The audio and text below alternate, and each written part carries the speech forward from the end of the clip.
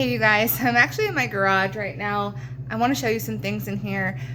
We had an insane week last week, and I knew we would. The kids were in vacation Bible school all week, Monday through Friday, so I really wasn't at home at the homestead because I was helping with that. And then this weekend we just had a bunch of parties. This was kind of in our calendar. I knew it was planned, but we're finally entering like a slow season of less things going on. I'm really excited about that because even though I'm a couple of days late, which seems to be kind of the season that I'm in, I'm going to be starting the Every Bit Counts challenge, or at least trying to, run by Three Rivers Homestead. And the idea here is that every day for the month of August, you try to preserve something and put it up on your pantry shelf. I don't know if I'm going to be able to get to it every day, but I wanted to walk through the things that I'm planning for this week and show you those. And then I want to head outside and show you a progress update on that big shed that Ryan was working on. Okay, so for those of you that are new here, hi, my name is Christina, and me and my family homestead on a little over an acre in the Bay Area, California. We've been on our homestead about 3 years now, and we are just getting up and running in the homesteading lifestyle the best that we can. Behind me, I have my chest freezer, and I want to show you something really cool that's inside of it that Ryan just picked up yesterday. So I'm going to count this for the Every Bit Counts challenge. Okay, so here is my freezer. It's actually pretty empty, and I'm trying to empty it out the best that I can because we have our beef cow coming at the end or middle of September. So I need to clear this out of last year's meat so that I have more space for this year's meat. So there's a couple of things though that I got that are new that are for this year. And the first thing is this bag right here is a bunch of sockeye salmon. Isn't that gorgeous? Ryan took an impromptu trip to Alaska and caught all this fish. It's only about 5 pounds, but hey, I'm gonna take it. And so this has gone into our freezer, which is so cool. And then I also have, and I have been processing this, which is also really cool. This right here is beef fat, also known as tallow. I think it's a mixture of suet and just animal trimmings. And so I'm actually going through, I think I'm about halfway done at this point, processing and rendering down tallow. And that has been such a long but fun process. I did that about 5 years ago back at our old place, and I decided this year, because I need to empty my freezer, that is definitely a huge preserving project that I can do right now to try and empty out the freezer.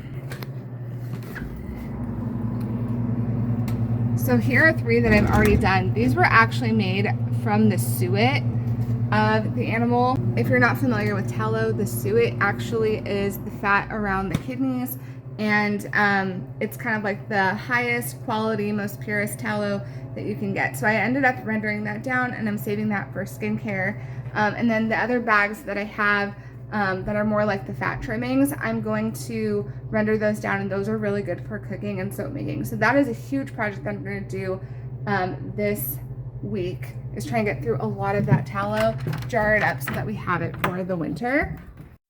Okay, I have to head inside because the garage is hot. It's like 103 degrees today, and we all just kind of want to be inside, although Ryan's working on the shed today, which is crazy, but I think he's just powering through trying to get some of the last minute details in so that we can move stuff in. But anyway, so for the Every Bit Counts challenge, I also have a few other things I'm going to be working on this week. I'm probably not going to film them, mainly because it's faster to actually do something than film it, unless you guys really want me to.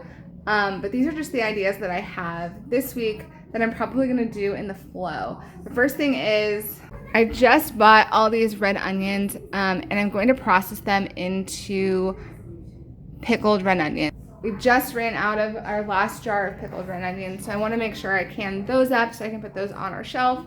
I am planning on growing onions this year, but I don't think we're going to plant until another couple months. So for now, I just have to buy everything. And then also, I grew a bunch of squash.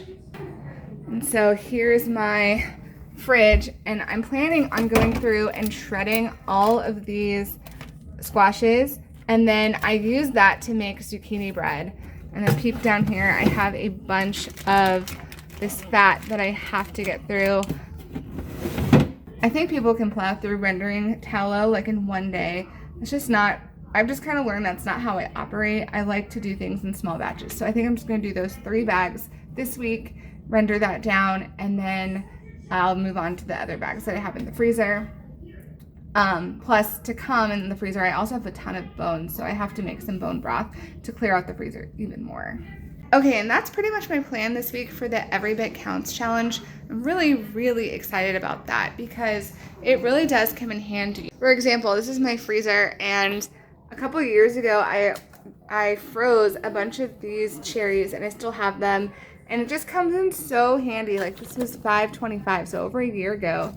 Even to this day, they come in so handy because I can just pull one out and put ice cream over it, and it ends up just being an awesome sweet treat that the kids can have because it's not cherry season in the winter. So I just love doing a little bit at a time and preserving things and then having them later in off seasons, and it's just so awesome. So if you're not doing the Every Bit Counts challenge, I encourage you to do it. And if you are, I would love to know what it is that you're going to be doing this week as it runs through the whole month of August. Okay, I'm outside in the chicken coop now. I'm going to show you the outside, but I had to stop and collect eggs. I told you we've been gone, and we just had not been collecting eggs. So we are inundated with them. And then also, it's just been incredibly hot out here, and I haven't been home to water this pumpkin patch that I had that is not on automatic watering, and the whole thing just kind of fried. So this is me saying goodbye to my squash and pumpkin plants. I'm just gonna let them go at this point. I got to figure out a better way to plant them where they can at least get some moisture, but it can't be reliant on me in this season. Here it is in all its glory, kind of dying back at this point with the heat.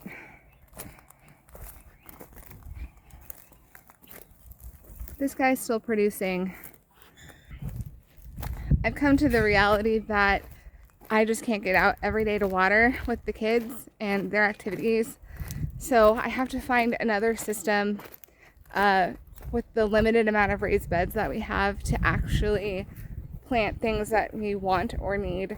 And while it's really fun to plant a bunch of seeds in the ground when it's spring and it's raining here, because we don't get rain in the summer like other states do, it's actually more frustrating than it is a joyful experience to watch everything die when I can't get outside, especially like on a day where I'm gone at VBS all week and then everything suffers. So I'm just kind of learning what works for me as a gardener in this season of life, things that bring me joy and things that cause me stress. So I think this is probably the last year I'm going to be doing the pumpkin patch, given that I probably only have 2 to 3 raised beds to work with, which is okay. Eventually down the line we'll get more beds to work with, but for now we just don't have it. Okay, so here's the major update. Behind me is the shed that Ryan was working on. He had to go inside to work on something different, which has kind of been the story of our lives this year. We just have so many competing priorities, but at this point the shed is pretty much up. I think there's probably detail work to do that still has to get done, but other than that, the windows are in. I guess the roof still has to be put in so that it will withstand the rain or the winter. For the most part, it's up, and I think I'm going to spend some time next week painting it white. At least that's my plan. And then this project will be done, and we can start working on the back 100 like I talked about in the last video. I really love how this little shed turned out. I think it's super darling. Ryan does have plans to extend a porch off the side of it with a kind of like a covered roof, so that we can maybe work on projects in a covered roof scenario. The spot also doesn't get a ton of sun once the afternoon is done, so it's a nice shady spot in the afternoon. So anyway, that was this week. It was kind of chaotic, but I don't know. I'm not quite looking forward to school coming back in session, but at the same time, I am looking forward to kind of slower days where we just have more time at home to get projects done and, I don't know, just spend more quality time together as a family. So anyway, that's all I have for this video today. I will see you guys on the next one. Bye.